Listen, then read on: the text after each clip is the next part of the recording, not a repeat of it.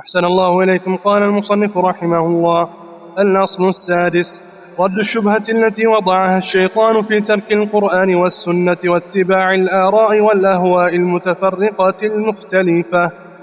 چھٹا اصول رد الشبهة التي وضعها الشيطان في ترک القرآن والسنة. قرآن و حدیث کو چھوڑنے میں شیطان نے ایک اصول، ایک ضابطہ اور وضع کیا ہے اور اپنے چیلوں کے دماغوں میں ڈالا ہے، اور وہ بڑھ چڑھ کر یہ بات پیش کر رہے ہیں۔ قرآن و حدیث کو چھوڑنا اور قرآن و حدیث کے مقابلے میں آراء کی اور خواہشات کی اتباع کرنا، یہ ان کا مطلوب ہے۔ اس کے لیے بہانہ کیا ہے؟ شیطان نے کیا فکر ان کے دل میں ڈالی۔ اب دو چیزیں، ایک ہے کتاب و سنت، قرآن و حدیث کی پیروی، اور ایک ہے قرآن و حدیث کے مقابلے میں لوگوں کی خواہشات، لوگوں کی آراء، لوگوں کی باتیں، ملفوظات، فتوے۔ اب کتاب و سنت اصل ہے اور یہ دین ہے، اس کے مقابلے میں لوگوں کی آراء، کس طرح ان آراء کو داخل کیا جائے اور کس طرح لوگوں کو قرآن و حدیث سے دور کر کے ان آراء کا اسیر بنایا جائے، اس کے لیے شیطان نے کیا چال چلی اور کیا بات لوگوں کے دل میں ڈالی، پڑھ لی جائے گی۔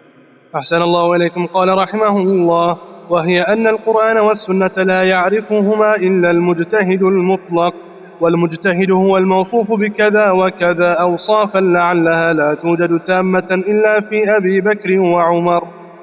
اب وہ شیطان کی چال کیا ہے، وہ شبہ کیا ہے شیطان کا؟ کہ قرآن اور حدیث لا يعرفهما الا المجتہد المطلق، کہ کتاب و سنت تو ہر شخص سمجھ ہی نہیں سکتا۔ جو مجتہد مطلق ہو اس کا کام ہے کتاب و سنت کو سمجھ، ہر شخص کا کام نہیں ہے، میرا آپ کا کام نہیں ہے، اس لیے کتاب و سنت کو چھوڑ دو، یہ کام ہے مجتہد مطلق کا۔ والمجتہد والموصوف بقضاء وقضاء، اور مجتہد وہ ہوتا ہے جس میں فلاں فلاں شرط، فلاں فلاں علامت۔ جیسے کہا جاتا ہے نا کہ حدیث اس وقت تک نہ پڑھو جب تک 18 علوم کی مہارت نہ ہو، اس میں نحو، صرف، منطق، فلسفہ، علم کلام اور پتہ نہیں کیا کچھ، یہ سارے علوم پڑھ کے اب آؤ قرآن و حدیث کی طرف۔ مقصد کیا ہے؟ جب یہ سارے علوم پڑھ لو گے، منطق، فلسفہ پڑھ لو گے، تو پھر تمہارے لیے قرآن و حدیث میں تعویلیں کرنا آسان ہو جائے، رد کرنا آسان ہو جائے۔ یہ شیطان کس طرح گمراہ کر رہا ہے؟ تو کیا شیطان کی چال ہے کہ کتاب و سنت تو مجتہد مطلق ہی سمجھ سکتے، اور مجتہد مطلق کون ہے؟ جو ماہر علم کلام ہو، ماہر صرف و نحو ہو، ماہر منطق ہو، ماہر فلسفہ ہو، وغیرہ وغیرہ۔ یہ ہمارا کام نہیں ہے۔ اوصافاً ایسے اوصاف پیدا کرنے کی کوشش کرتے ہیں مجتہد مطلق میں کہ لا توجد تامۃ فی ابی بکر و عمر۔ اگر آپ تحقیق کریں، دیکھیں تو وہ سارے اوصاف ابو بکر و عمر میں بھی موجود نہیں۔ ابو بکر صدیق رضی اللہ عنہ اعلم الامہ، نبی علیہ السلام کے بعد آپ کو منطق آتی تھی، فلسفہ آتا تھا، علم کلام سے کوئی واسطہ تھا؟ بالکل نہیں۔ عمر بن خطاب رضی اللہ عنہ اتنا اونچا درجہ اور مقام، نبی علیہ السلام کی حدیث ہے کہ انہ جعل الحق علی لسان عمر و قلبہ، کہ اللہ نے عمر کے دل و زبان پر حق لکھ دیا۔ انہیں منطق آتی تھی، فلسفہ پڑھا تھا، انہوں نے علم کلام پڑھا تھا؟ نہیں۔ تو جو مجتہد مطلق کی شرائط بیان کرتے ہیں، وہ شرائط تو ابو بکر صدیق میں پر منطبق نہیں ہو رہی، وہ شرائط تو جناب عمر پر منطبق نہیں ہو رہی رضی اللہ عنہ پر۔ تو کتنی خطرناک سازش ہے لوگوں کو کتاب و سنت سے دور کرنے کے لیے کہ قرآن و حدیث کو سمجھنا ہر ایک کا کام نہیں ہے، یہ مجتہد مطلق کا کام۔ یہ کون سی مشکل بات ہے قرآن و حدیث؟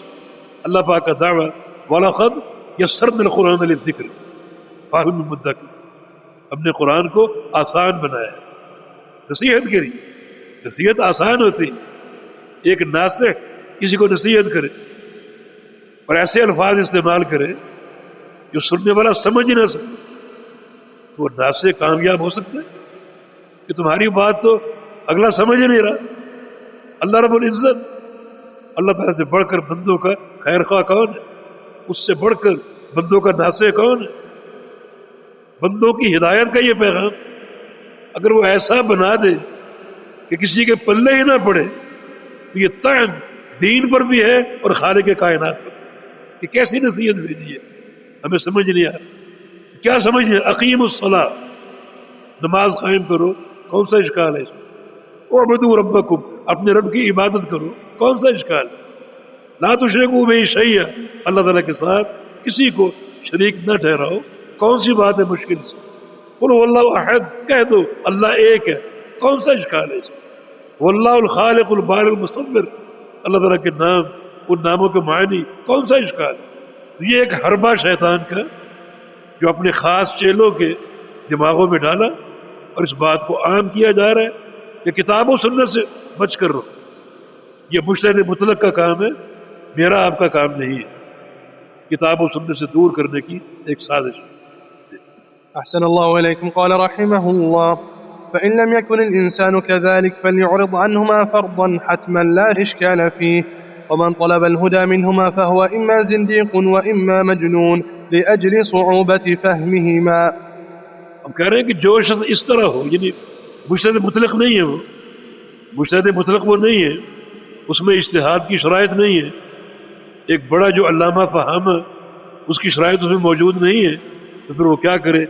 فل یعرض عنہما، وہ کتاب و سنت سے اعراض کرے، منہ پھیر لے. فرداً و حتماً، ضروری اور حتمی طور پہ. لازماً، وہ کتاب و سنت سے ہٹ جائے، اعراض کرے، کیونکہ وہ مجتہد نہیں ہے جو کتاب و سنت کو سمجھ سکے.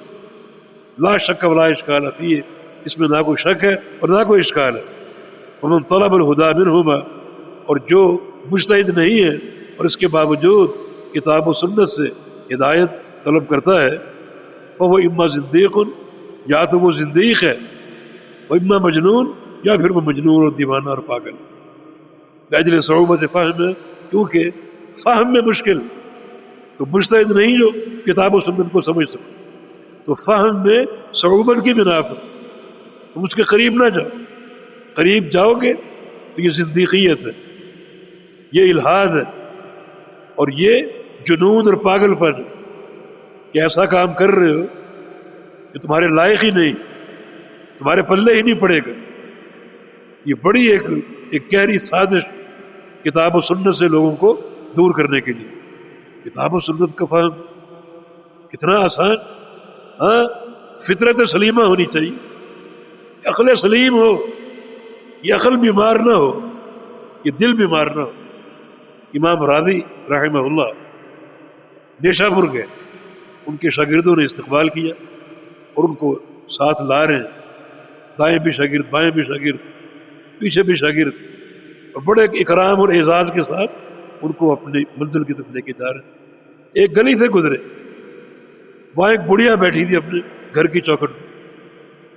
اس نے کہا بچوں یہ کون ہے بزرگ، اتنا اکرام اتنا اعزاز، کیا ان کا کارنامہ؟ لوگوں نے کہا امام راضی ہیں، فخر الدین راضی. انہوں نے اللہ تعالیٰ کے وجود کو عقل سے ثابت کرنے کے لیے 100 دلائل پیش کی، 100 عقلی دلائل پیش کی اللہ کے وجود کو ثابت کرنے. بوڑھی عورت کیا بولتی کہ اس کے دماغ میں اللہ کے وجود کے بارے میں 100 شبے آئے ہوں گے، اب اس کو 100 عقلی دلائل نکالنے کی ضرورت پڑی. اللہ تعالیٰ کے وجود کے بارے میں 100 شبہات آئے ہوں گے جن کو دور کرنے کے لیے اس کو 100 عقلی دلائل کی ضرورت پڑی. اپنے امام سے پوچھو کہ اس کو قل هو اللہ احد کافی نہیں؟ اللہ کا وجود ثابت نہیں ہو رہا؟ کہہ دو وہ اللہ ایک ہے، یہ کافی نہیں؟ قرآن کی آیتوں سے استشہاد پیش کی، واللہ الخالق البارئ، اس کو کافی نہیں؟ امام راضی نے وہاں دعا کی کہ یا اللہ مجھے نیشا پور کی بوڑھی عورتوں والا ایمان عطا فرما. انی اسألک ایمانا کا ایمان عجائد نیشا پور، نیشا پور کی بوڑھی عورتوں کا جو ایمان ہے نا، فطرت سلیمہ، یہ قلب سلیم. یہ اگر بیمار ہے یہ قلب اور یہ عقل بیمار ہے تو ہر باتیں بیمار ہوگی. اور یہاں اگر سلامتی ہے، صحت ہے، تو اللہ ہر بات صحیح طریقے سے ادا کرنے کی اور فہم کی توفیق عطا فرمائے۔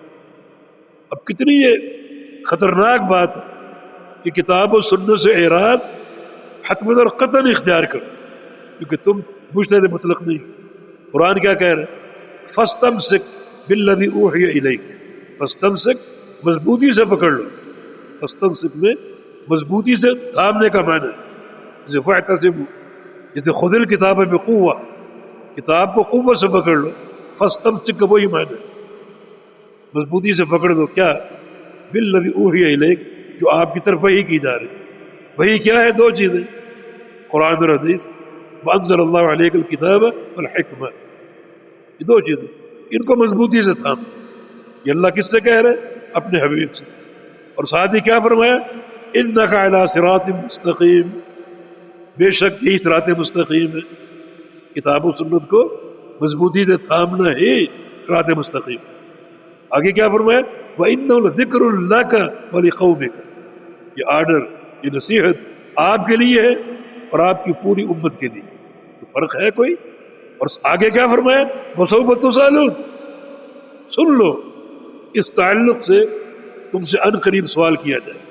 قیامت قائم ہوگی، اللہ تعالیٰ ایک ایک بندے کو سامنے کھڑا کر کے پوچھے گا کہ تم نے میرے حبیب کی اتباع کی یا نہیں کی۔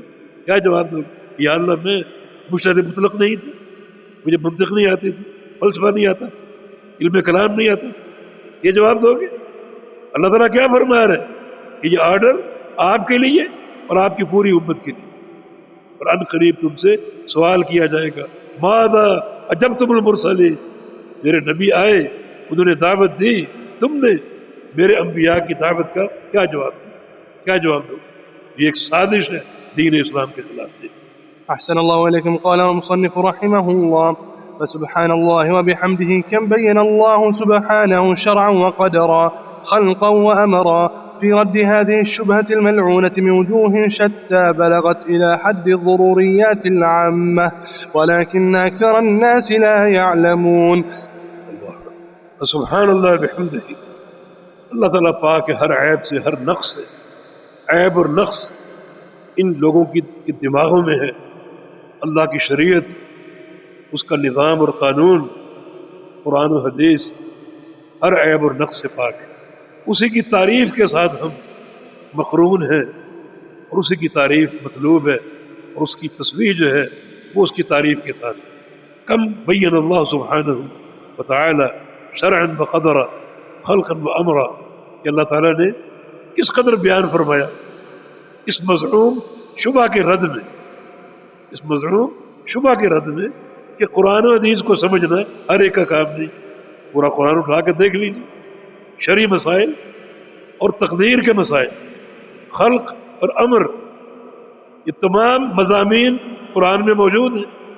اور کسی کو کوئی صعوبت ہے تو بتائے کہ فلاں چیز ہم نہیں سمجھ سکتے۔ بعض اوقات یہ سمجھ میں نہ آنا ذاتی ایک فکری کوتاہی کی بنا پر ہو سکتا، مگر پورا کتاب و سنت بحمدللہ مفہوم ہے، اور علماء نے ایک ایک نقطے کو واضح کی۔ یہ لوگ بیمار ہیں، ان کی عقول جو ہیں وہ مریض ہیں۔ تو اس ملعون شبہ کے رد میں پورا قرآن سامنے، قرآن کو دیکھو، قرآن اپنا آپ خود منوائے گا۔ بتاؤ کون سی چیز مشکل؟ احکام ہے، مسائل ہے، عقیدہ ہے، معاد ہے، خبریں ہیں، سابقہ امتوں کی علامات قیامت ہے، قیامت ہے۔ کس چیز کا فہم مشکل ہے؟ اور کون سی چیز ہے جو اکتفا کرتی ہو، جو محتاج ہو منطق اور فلسفے کی، ان علوم کی جو تم نے تراشے ہوئے بے وجوہ شتہ، اور مختلف طریقوں سے، مختلف اسالیب سے قرآن نے اس شبے کے رد میں جو وہ بیان کیا ہے الی حد ضروریات العامہ، حتیٰ کہ یہ معاملہ ایک عام ضروریات کے حد تک پہنچا ہو، ایک عام چیز جو ہر بندے کی ضرورت ہے، ہر بندہ اس کا محتاج ہے۔ اس طرح قرآن نے ہر چیز کو آسان بنایا تاکہ ہر بندے کی رسائی اس کی ضرورت کے مطابق اس کے لیے ممکن ہو۔ کوئی چیز مشکل نہیں ہے۔ اب یہ تفریق کرنا یہ ایک بالکل باطل معاملہ ہے اور شریعت کے ساتھ ایک طرح کا مذاق ہے۔ ولیکن اکثر الناس لا یعلمون، اکثر لوگ نہیں جانتے، ورنہ کتاب و سنت کا معاملہ بالکل واضح ہے، اقل قلیل اس حقیقت کو جانتے ہیں، اور یہ بات معلوم ہے کہ ہر دور میں اکثریت جو ہے وہ گمراہ لوگوں کی ہوتی ہے، اکثریت جو ہے وہ حق سے نفرت کرنے والوں کی ہوتی ہے، اور قلت تعداد سچے مومنین کی اور سچے اللہ کے بندوں کی ہوتی ہے اور سچے اہل تقوی کی ہوتی ہے۔ أحسن الله إليكم. قال الله تعالى: لقد حق القول على أكثرهم فهم لا يؤمنون إنا جعلنا في أعناقهم أغلالا فهي إلى الأذقان فهم مقمحون وجعلنا من بين أيديهم سدا ومن خلفهم سدا فأغشيناهم فهم لا يبصرون وسواء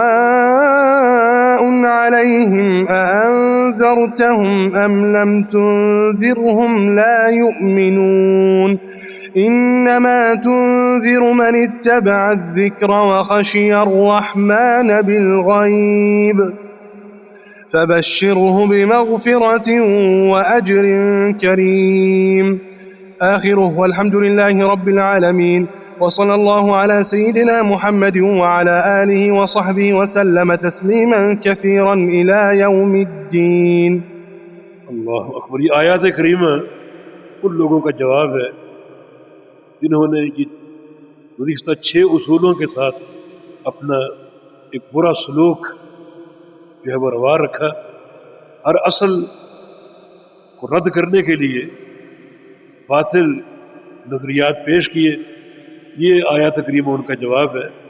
وہ ہدایت کیسے پا سکتے ہیں اور صحیح سمجھ پر کیسے آ سکتے ہیں؟ قرآن کہہ رہا لقد حق القول علی اکثرہم فہم لا یؤمنون. اکثر لوگوں پر قول جو ہے وہ ثابت ہو چکا، وہ ایمان نہیں لائیں گے. جو اللہ کا فیصلہ، اللہ نے مہر لگا دی، دلوں کو بند کر دیا، تو وہ ہدایت کی باتیں کیسے کریں؟ جس دل پہ اللہ کی مہر لگ جائے اسے کوئی طاقت توڑ سکتی؟ وَلَوْ أَنَّنَا نَزَّلْنَا إِلَيْهِمُ الْمَلَائِكَةَ وَكَلَّمَهُمُ الْمَوْتَى وَحَشَرْنَا عَلَيْهِمْ كُلَّ شَيْءٍ قُبُلًا مَا كَانُوا لِيُؤْمِنُوا إِلَّا إِن شَاءَ اللَّهُ.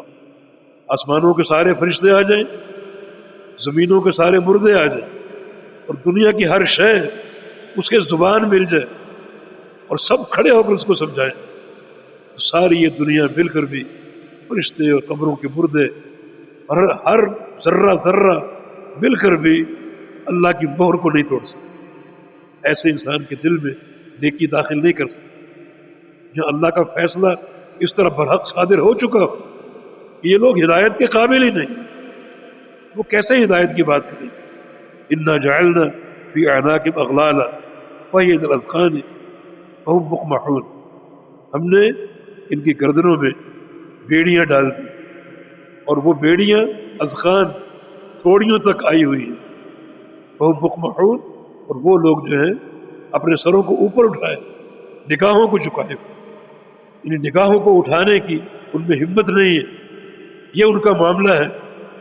وجعلنا من بین ایدیہم سدا ومن خلفہم سدا، ان کے آگے بھی رکاوٹ اور ان کے پیچھے بھی رکاوٹ. فاغشیناہم فہم لا یبصرون، ہم نے ان کی آنکھوں پر پردے ڈال دیے، وہ دیکھ نہیں سکیں گے.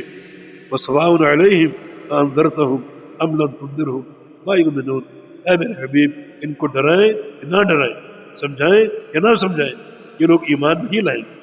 جہاں اللہ کی طرف سے ایسے پردے پڑ چکے ہوں، دیواریں قائم کر کے رکاوٹیں ڈال دی گئی ہوں، اور بوجھل بیڑیوں سے ان کے سروں کو اور گردنوں کو ڈھانپ دیا گیا ہو، ان میں سمجھنے کی صلاحیت ہی مفقود ہو چکی ہو، تو ایسے لوگوں کو آپ کیا سمجھا سکتے؟ وہ لوگ اسی قسم کی باتیں کریں گے، اسی قسم کا فرسودہ نظام پیش کریں گے. آئیے، ڈرنے والے کون ہیں؟ سمجھنے والے کون ہیں؟ کتاب و سنت سے تقوی کی بنیاد پر صحیح معنی میں مستفید ہونے والے کون ہیں؟ فرمایا کہ انما تنذر من اتبع الذکر. آپ ان کو ڈرائیں، ان کو ڈرا سکتے ہیں اور وہ قبول بھی کریں گے جو الذکر کی اتباع کرنے والے.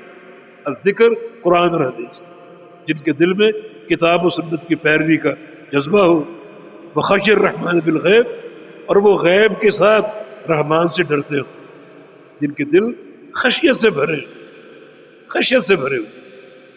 یہ تمام امور غیبیہ جن کی رحمان نے خبر دی، ان تمام کی حیبت ان کے دلوں میں قائم ہے۔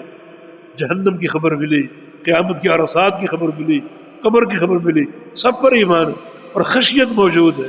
اس خشیت کی بنیاد پر وہ اللہ تعالیٰ کے اس وحی کو، کتاب و سنت کو سمجھنا چاہتے ہیں اور معلوم کرنا چاہتے ہیں۔ بشر بمغفرت واجر کریم، ایسے لوگوں کو آپ بشارت دیجیے مغفرت کی اور بڑے پاکیزہ اور بے تحاشا اجر کی، جن لوگوں کے یہ اوصاف جو واقعتاً اتباع کرنا چاہتے ہیں اللہ تعالیٰ کی وحی کی، اور جو واقعتاً اپنے دلوں کو اللہ کے خوف سے بھرے ہوئے، یہ لوگ بشارتوں کے مستحق۔ ان آیات کریمہ نے جو سورہ یاسین میں لوگوں کے دو طبقے بنا دیے۔ ایک طبقہ ان لوگوں کا جن کے بارے میں اللہ چاہتا ہی نہیں کہ ان کو ہدایت ملے، اللہ چاہتا ہی نہیں کہ سچے دین پر آئیں۔ اللہ تعالیٰ نے حجت و قائم کی، انبیاء بھیجے اور وحی ان تک پہنچائی، روکا نہیں، انہیں پورا اختیار دیا، مگر خالق کائنات کی مشیت کیا ہے یہ لوگ دین اسلام میں نہ آئے۔ یہ ناپاک لوگ اور غلیظ قسم کے عناصر، اللہ چاہتا ہی نہیں کہ انہیں ہدایت ملے، پھر پردے ڈال دیے عقلوں پر اور آنکھوں پر تاکہ نہ کچھ دیکھ سکیں اور نہ قبول کر سکیں۔ اس کے برعکس دوسرا طبقہ جن کو دل سے یہ خواہش ہے کہ ذکر کے پیروکار بنے، کتاب و سنت کو تھام لے، اور یہ دل اللہ کے خوف سے معمور ہو جائے، جو خشیت ہی اتباع کی بنیاد۔ تو ایسے لوگ جو اس جذبے کے حاملین ہیں، ان کے لیے بشارتیں ہیں، گناہوں کی بخشش کی بھی اور اجر کریم کی بھی۔ تو آخر میں یہ دو آیات پیش کر کے اور ایک تقسیم لوگوں کی واضح کر کے بتا دیا کہ سچے عقیدے کے اور منہج کے اور کتاب و سنت کے حاملین جو ہیں ان کے کیا اوصاف ہیں، اور جو لوگ باطل نظریات پر قائم ہیں، فرسودہ ذہنیت، اور جو حق کے خلاف سازشیں کرنے والے ہیں، وہ کس قسم کی سوچ کے حاملین۔ تو اللہ تعالیٰ ہمیں صحیح معنی میں کتاب و سنت کی پیروی کی توفیق عطا فرمائے۔ جہاں 6 اصول جو اصول 6 اس کا اختتام ہوا بحمدللہ، آپ نے دیکھا کہ اللہ تعالیٰ نے یہ قرآن نے کتنا پاکیزہ نظام پیش کیا۔ 6 اصول ہیں، اللہ کی توحید اختیار کرو اور شرک سے بچو۔ کون سا ابہام ہے اس میں؟ تو یہ کائنات کی بہتری کی اساس ہے۔ احفظ اللہ یحفظ، تم اللہ کی حفاظت کرو، اللہ تمہاری حفاظت کرے۔ اللہ کی حفاظت اس کے دین کی، اس کی حدود کی، توحید کی، اللہ تمہاری حفاظت کرے گا۔ توحید اللہ کا حق ہے، اس کو قبول کرنا چاہیے، لیکن توحید کے مقابلے میں اس کو رد کرنے کے لیے کیا سازش کی گئی کہ توحید کا خالص عقیدہ صالحین کی گستاخی، صالحین کی گستاخی کی حجت لے کر توحید کی دعوت کو ٹکرائے گا کہ پھر یہ ولی اور یہ غوث اور یہ قطب اور یہ ابدال یہ سب کہاں جائے گا؟ شرک نہ کرو، شرک کیا گیا اور کروایا گیا۔ حجت کیا ہے کہ شرک کرنا یہ صالحین کی محبت، یہ صالحین کی محبت۔ یہ دیکھیں ایک متوازی نظام کتاب و سنت کے مقابلے۔ دعوت توحید ہے جناب، دعوت توحید ہم قبول نہیں کر سکتے، اس میں ابدال اور اقطاب اور جو غوث اور جو پیر اور فلاں اور فلاں ان کی توحید، ان کی گستاخی۔ شرک چھوڑ دو، شرک نہیں چھوڑ سکتے۔ شرک کرنا یہ صالحین کی محبت ہے، ان کتبوں اور غوثوں کی محبت، یہ بگاڑ کا راستہ۔ دوسرا قانون کیا تھا؟ اجتماعیت قائم کرو، توحید کو اپنا کر سارے باہم شیر و شکر ہو جاؤ۔ صحابہ نے توحید اختیار کی اور شیر و شکر ہو گئے، پوری طرح ایک اجتماعیت قائم کر کے۔ اللہ تعالیٰ نے کیا غلبہ دیا، کیا فراوانی دی، نعمتوں سے مالا مال فرما دیا۔ لیکن یہاں اول توحید میں دراڑیں، شرک نہیں چھوڑ سکتے، ورنہ یہ صالحین اور قطب اور غوث کہاں جائے۔ اور جناب اجتماعیت نہیں، منظور نہیں ہے۔ اجتماعیت پر نقب لگائی گئی، یہ مختلف افکار اور مذاہب کو پیش کرے۔ ہمارا مذہب کہاں جائے گا؟ مذاہب کے نام پر امت کو تقسیم کیا گیا۔ تیسرا قانون یہ تھا کہ اجتماعیت ایسی قائم کرو کہ وقت کے امیر کی سمع اور اطاعت، وہ بھی نہیں۔ اس کے مقابلے میں سیاسی احزاب قائم کر دی گئی، جو جناب تحریکوں کے لیڈر اور ایک ایسے نظام کے داعی کہ ثورہ، انقلاب، تبدیلی، یہ شجاعت ہے، میدانوں اور چوکوں پر ولی الامر پر تنقیدیں کرنا، شجاعت کا نام دے کر سیاسی احزاب کو پھیلا کر اس اصل جو دین کا ایک اہم معاملہ تھا اس پر قدغن لگائی گئی، علماء کے علم کی بات ہوئی، اس کے خلاف سازش کی گئی۔ علم تو کتاب و سنت کا ہے، جس کے حاملین علماء راسخین ہیں، اس نظام کو ٹھکرایا گیا اپنی فرسودہ فکر کے ذریعے۔ چنانچہ کتاب و سنت کے مقابلے میں، راسخین علماء کے مقابلے میں آراء، ذاتی افواہات اور احواء اور خواہشات کو کھڑا کیا گیا۔ اولیاء اللہ اس تعلق سے آپ نے پڑھ دیا، اس کے مقابلے میں کن کو کھڑا کیا گیا؟ جو اولیاء الشیطان، اللہ کے اولیاء کی علامتیں بیان ہوئی، ان کی نفی، یکسر گریز ان سے۔ اور اللہ کا ولی کون ہے؟ اللہ کا ولی وہ ہے جناب جو براہ راست اللہ سے علم لے۔ تصوف کے نظام کو اس نظام ولایت کے مقابلے میں قائم کر کے جو شرعی نظام تھا، اللہ کے اولیاء کی مواصفات تھی، اس نظام کی دھجیاں میں پھیر دی۔ اور آخری میخ کیا ہے؟